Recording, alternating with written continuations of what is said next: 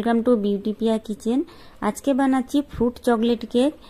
আর তার জন্য একটা লেবুর জুস বের করে নিয়েছি, আর ওই জুসটার মধ্যে দিয়ে দিচ্ছি সবুজ টুটি ফুটি, লাল টুটি ফুটি, আর এখানে আমি দিয়ে দেব কালো কিশমিশ, আর দিয়ে দেব একটু অ্যালমন্ড বাদাম, আর কয়েকটা কাজু কুচি করে দিয়েছি।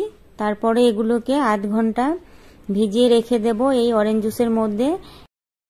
কেকের ব্যাটারটা বানাবো, তার জন্য 1 কাপ চিনি গুঁড়ো আর হাফ কাপ সাদা তেল দিয়ে এটাকে খুব ভালোভাবে বিট করে নিতে হবে। আর এটাকে বিট করে নেওয়ার পরে এর মধ্যে আমি ড্রাই ইনগ্রেডিয়েন্টস দেব।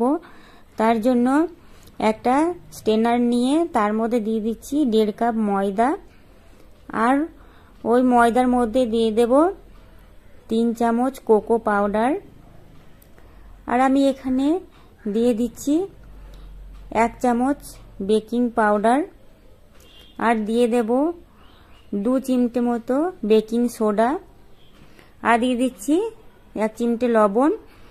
এবার এটাকে খুব ভালোভাবে স্টেন করে নেব।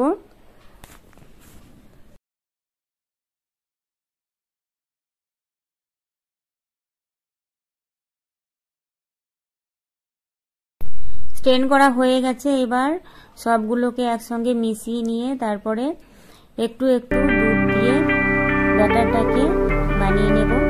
দিয়ে দিচ্ছি 1 চামচ মতো ভ্যানিলা এসেন্স, আর দিয়ে দিচ্ছি এবার যে অরেঞ্জ জুসের মধ্যে ড্রাই ফ্রুটগুলো ভিজে রেখেছিলাম সেগুলো দিয়ে দিচ্ছি। কয়েকটা মোরব্বা দিয়েছি এখানে, মোরব্বা দিলে বেশ ভালোই লাগে খেতে। ব্যাস এইবার ব্যাটারটাকে বানিয়ে নিতে হবে।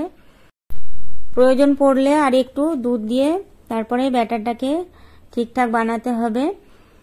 ব্যাস এইবার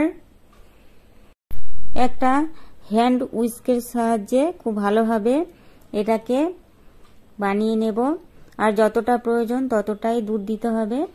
ব্যাস এবার এই ব্যাটারের মধ্যে আমি আর কয়েকটা ইনগ্রেডিয়েন্টস দেব। দেখো এখানে দিয়ে দিচ্ছি 1 চামচ দারচিনি, আর দিয়ে দিচ্ছি লং গুঁড়ো। এবার এটাকেও একটু ছেঁকে নেব। ব্যাস তারপরে খুব ভালোভাবে মিশিয়ে নিলেই রেডি হয়ে যাবে ব্যাটার।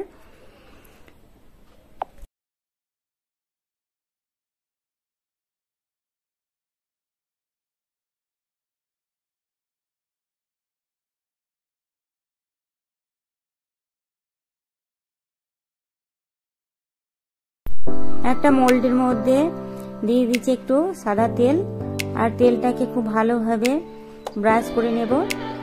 এবার আমি ওই মোল্ডের মধ্যে দিয়ে দিচ্ছি একটা পেপার, আর পেপারটাকে খুব ভালোভাবে তেল দিয়ে ব্রাশ করে নিয়েছি। এবার দিয়ে দিচ্ছি কেকের ব্যাটার, আর কেকের ব্যাটারটা দিয়ে 2 বার ট্যাপ করে নিয়ে তারপরে আমি এটাকে বসিয়ে দিচ্ছি। এবার উপর থেকে কিছু ড্রাই ফ্রুট দিয়ে দিচ্ছি।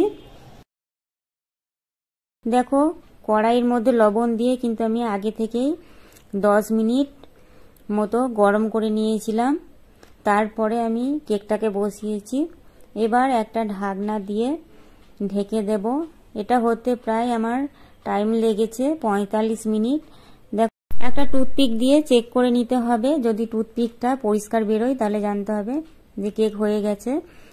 আর দেখো যে ঢাকনাটা দেবে সেটা কিন্তু খুব ভালোভাবে দিতে হবে যাতে বাষ্পটা না বেরিয়ে যায়। তো তোমরাও এভাবে কেক বানিয়ে নিতে পারো খুব সহজে। দেখো আমি কিন্তু কড়াইয়ের মধ্যেই বানিয়েছি, কোনো ওভেন দিয়ে না। বাড়িতেই খুব সহজে এইভাবে কেক বানানো যায়।